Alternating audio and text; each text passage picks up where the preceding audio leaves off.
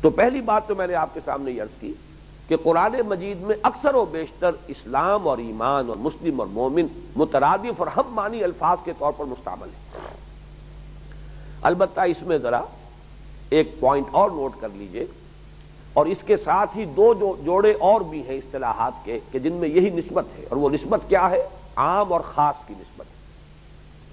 جیسے یہ ہے مومن اور مسلم، ایسے ایک لفظ ہے جہاد اور قتال، جس پر تفصیلی گفتگو کل ہوگی انشاءاللہ، جہاد اور قتال۔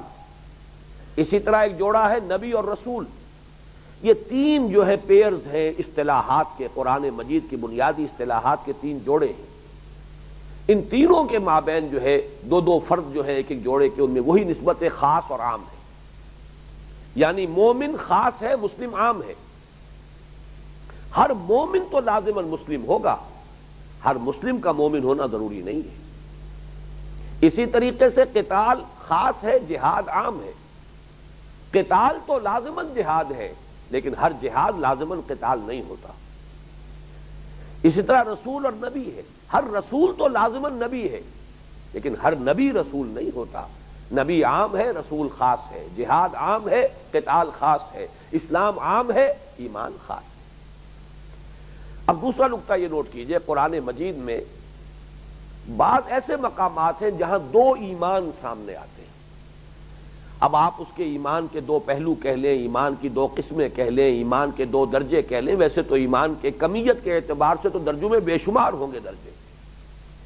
ایک عام ہم میں سے کسی شخص کا ایمان ہے، اور ایک ایمان ابو بکر صدیق کا ہے، اور ایک ایمان محمد رسول اللہ کا ہے صلی اللہ علیہ وسلم و رضی اللہ تعالی عنہ، کہ نسبت خاک رابع عالم پاک۔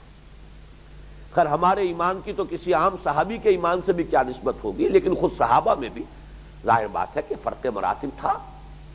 ابو بکر کا ایمان اور ایک عام صحابی کا ایمان بڑا زمین و آسمان کا فرق ہوگا درجات کے اعتبار سے، لیکن دو بیسک کیٹیگریز ہیں ایمان کی، اس کی طرف اشارہ ملتا ہے۔ ایک تو سورہ نساء کی آیت نمبر 136 میں، یا ایھا الذین آمنوا آمنوا باللہ ورسولہ والکتاب الذی نزل علی رسولہ والکتاب الذی انزل من قبل۔ اے ایمان والو، ایمان لاؤ اللہ پر اور اس کے رسول پر، اور اس کتاب پر جو اس نے اپنے رسول پر نازل کیا، اور اس کتاب پر جو اس نے پہلے نازل کی۔ اب یہاں دیکھیے اسلوب ہے، اے ایمان والو ایمان لاؤ، کیا معنی ہوئے؟ دو ایمان ہو گئے، ایک ایمان تو انہیں حاصل ہے، اسی لیے کہا جا رہا ہے یا ایھا الذین آمنوا، لیکن کوئی اور ایمان ہے جو ابھی حاصل نہیں ہے، جس کے حصول کی ترغیب دی جا رہی ہے۔ یا ایھا الذین آمنوا آمنوا باللہ ورسولہ والکتاب الذی نزل علی رسولہ والکتاب الذی انزل من قبل، سورۃ النساء آیت 136۔ یہی انداز ہے سورہ صف کی آیت 10 اور 11 کا۔ یا ایھا الذین آمنوا سے خطاب ہے، یا ایھا الذین آمنوا هل ادلکم علی تجارۃ تنجیکم من عذاب علیم تؤمنون باللہ ورسولہ وتجاہدون فی سبیل اللہ باموالکم وانفسکم ذالکم خیر لکم ان کنتم تعلمون۔ اہل ایمان، کیا تمہیں وہ کاروبار بتایا جائے؟ کیا میں تمہیں وہ تجارت بتاؤں جو تمہیں جہنم سے، دردناک عذاب سے چھٹکارا دلا دے، نجات دلا دے؟ ایمان لاؤ اللہ پر اور اس کے رسول پر، اور جہاد کرو اس کی راہ میں، کھپا دو اس میں اپنی جانیں بھی اور اپنے مال بھی، یہی تمہارے لیے بہتر ہے اگر تم سمجھو۔ معلوم ہوا خطاب بھی یا ایھا الذین آمنوا سے، اور پھر ان کو کہا جا رہا ہے ایمان لاؤ، جیسے کہ ایمان لانے کا حق ہے۔ تو یہ دو مقامات اس اعتبار سے اہم ہیں کہ ثابت ہو رہا ہے کہ ایمان دو مختلف ایمان ہیں از روئے قرآن، یعنی اس کے لیے کوئی اور خارجی دلیل نہ بھی ہو تو قرآن مجید کی ان داخلی شواہد سے ثابت ہے کہ یہ دو قسمیں ہیں ایمان کی، یہ دو ایمان کو ایک دوسرے سے مختلف ہیں۔ یہی ہے در حقیقت کہ جس کو سورہ حجرات میں ایمان اور اسلام کی دو علیحدہ علیحدہ اصطلاحات کے حوالے سے ممیز کر دیا گیا۔ ایک ایمان ہے اقرار باللسان والا ایمان، ایک ایمان ہے تصدیق بالقلب والا ایمان، ایک ایمان ہے ظاہری ایمان، ایک ایمان ہے باطنی اور حقیقی ایمان۔ یہ دو ایمان ہے۔ پہلے ایمان کو آپ قانونی ایمان کہہ لیں، زبانی ایمان کہہ لیں، یا اسلام کہہ لیں، اور دوسرے ایمان کو حقیقی ایمان کہہ لیں، یا مجرد ایمان کا لفظ آئے گا تو اس کے معنی وہی ہوں گے کہ وہ تصدیق قلبی والا ایمان ہوگا۔ یہ ہے در حقیقت کہ جو اس آیت مبارکہ کا، اور یہ جان لیجئے کہ یہ مقام میرے علم کی حد تک منفرد ہے قرآن مجید میں، اگرچہ دو ایمانوں کا تذکرہ ایک تیسرے مقام پر بھی ہے، اور وہ سورہ مائدہ کی آیت نمبر 93 ہے۔ وہاں تذکرہ کیا گیا ہے کہ اے مسلمانوں، جب تک شراب کی آخری حرمت کا حکم نہیں آیا تھا، اگر تم پیتے رہے ہو تو اگرچہ وہ نجس تھی، اگرچہ وہ ممنوع تھی، حرام تھی، لیکن اس کی وجہ سے اب اپنے دل پر کوئی بوجھ محسوس نہ کرو۔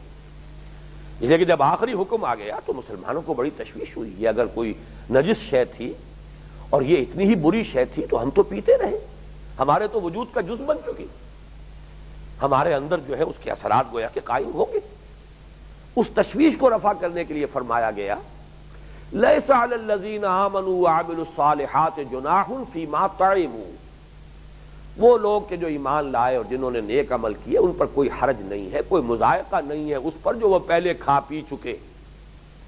اذا متقوا وآمنوا وعملوا الصالحات ثم اتقوا وآمنوا ثم اتقوا واحسنوا واللہ یحب المحسنین، جب تک کہ یہ کیفیت برقرار ہے کہ وہ ایمان لائے اور انہوں نے نیک عمل کیے، پھر ان میں اور تقوی پیدا ہوا، پھر اور ایمان لائے، پھر ان میں اور تقوی پیدا ہوا اور وہ درجہ احسان پر فائز ہو گئے۔